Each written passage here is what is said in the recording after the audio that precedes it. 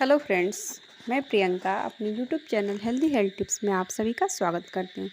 तो फ्रेंड्स, जब आपका बेबी पैदा होता है तो इसके 3 महीने तक आपको काफ़ी एक्सपीरियंस मिलते हैं। जो न्यू पेरेंट्स होते हैं वो डर जाते हैं इनको देख के, और वो डॉक्टर से मिलने की सोचते हैं या फिर मिलते भी हैं। तो कुछ परेशानियाँ होती हैं जो नॉर्मल होती हैं, आपको घबराने की ज़रूरत नहीं है।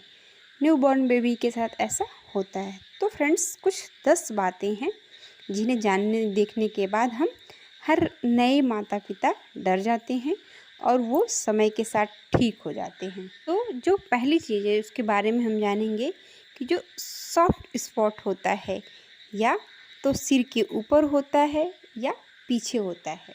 आप फिगर में देख सकते हैं। तो इसको छूने पे आपको सॉफ्टनेस फील होगा। इसे आपको नरम हाथों से छू कर देखना है और वो ये 1 से 1.5 साल में भर जाता है, और इसे देखने के बाद हम डर जाते हैं बहुत ही। और फ्रेंड्स, अगला देखेंगे कि किसी किसी बच्चों में जब वो पैदा होते हैं तो उनकी स्किन बिल्कुल रेड रेड होती है और धीरे धीरे रेडनेस चली जाती है, या 20 दिन में जाए, 25 दिन में जाए, या फिर 1 महीने में चली जाती है, क्योंकि बच्चा नए इन्वायरमेंट में एडजस्ट करता है और एडजस्ट करने के बाद ये सब ठीक हो जाता है। और अगला है फ्रेंड्स, वाइट फ्लैकी स्किन। और आप अपने बच्चे का बहुत ध्यान रख रहे हैं और अचानक स्किन उसकी ड्राई दिखने लगेगी और बहुत वाइट वाइट दिख रही है, फ्लैकी सी हो गई है और उतरना शुरू हो गई। इसके बाद नई स्किन आएगी और वो सही रहेगी। अगला जो डर की बात है फ्रेंड्स, बच्चे को छींक आना। ये बहुत ही नॉर्मल होता है, क्योंकि कभी कभी ये होता है कि धूल के छोटे छोटे पार्ट नाक में चले जाने की वजह से छींक आती है, या फिर कभी कभी म्यूकस या गंदगी फंसे रहते हैं तो वो छींक के आने से निकल जाता है। और कभी टेम्परेचर फ्लक्चुएशन से भी छींक आती है, जो कि बिल्कुल नॉर्मल है। और अगला है फ्रेंड्स, जो डर की बात है कि हिचकी आना।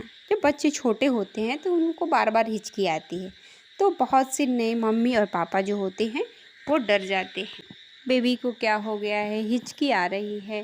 बच्चों में हिचकी आना बहुत ही नॉर्मल होता है, क्योंकि बच्चों का डाइजेस्टिव सिस्टम धीरे धीरे स्ट्रांग होता है और धीरे धीरे मैच्योर होता है।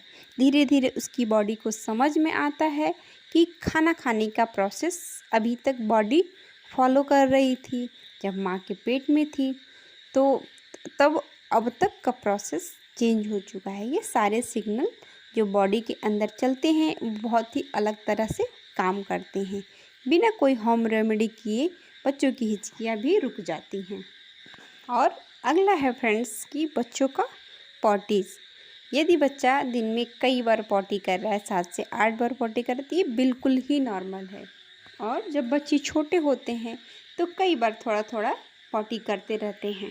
और फ्रेंड्स, अगली डर की बात है बच्चों का उल्टी कर देना।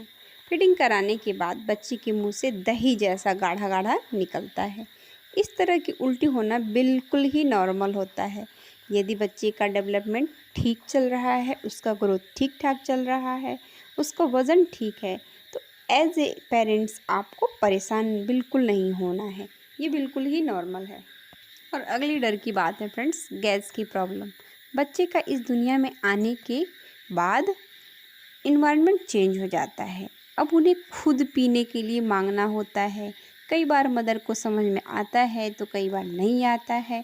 कभी कभी फीडिंग में बहुत गैप हो जाता है, तो कभी कभी ज़्यादा पिला देती हैं, या फिर बॉटल का दूध देने से वो कभी कभी अच्छे से सक नहीं कर पाते, तो हवा पेट में चली जाती है। इन सब चीज़ों की वजह से बच्चा परेशान हो जाता है, और जब तक गैस रिलीफ ना हो जाए तब तक बच्चे बहुत रोते हैं, तो पेरेंट्स भी बहुत ज़्यादा परेशान हो जाते हैं। इसके लिए बच्चे को गैस की दवा आप अपने डॉक्टर की सलाह से दे सकती हैं। और अगला है फ्रेंड्स कि जब बच्चा नींद में होता है और अचानक से बच्चा घबराकर हिल जाता है, तो पेरेंट्स काफ़ी डर जाते हैं कि ऐसा क्या हुआ है कि हमारा बच्चा ऐसे हिल गया है। तो डॉक्टर ने बताया है कि बच्ची का इन्वायरमेंट चेंज हुआ है। तो बच्चा मदर के पेट में पानी में रहता था, बहुत ही प्रोटेक्टिव इन्वायरमेंट में रहता था, डार्क इन्वायरमेंट में रहता था। अचानक नया इन्वायरमेंट मिला जहाँ का टेम्परेचर बिल्कुल अलग है और पानी अब है नहीं, कपड़े बिल्कुल अलग तरीके से पहनना है, एक्टिविटीज़ काफ़ी है, साउंड अलग है। तो बच्चा एक नए इन्वायरमेंट में है तो शुरू में उसकी बॉडी उसको रिफ्लेक्स देती है और 3 महीने बाद ये अपने आप ही चला जाता है और आपको पता भी नहीं चलेगा। और अगला फेयरनेस पॉइंट है फ्रेंड्स कि इन डायपर रैशेस, तो यही बात मन में आती है कि बच्चे को डायपर रैशेस से कैसे बचा सकते हैं। मैं आपको बताना चाहूँगी कि डायपर रैशेस बच्चों में बहुत ही कॉमन होता है क्योंकि बच्चे इतनी बार सुसु करते हैं, पॉटी करते हैं, कई बार उनकी वजह से उनको रैशेस हो जाते हैं। बहुत सारे फैक्टर होते हैं, गर्मी की वजह से, पसीना की वजह से रैशेस हो जाते हैं, तो बिल्कुल ही नॉर्मल है।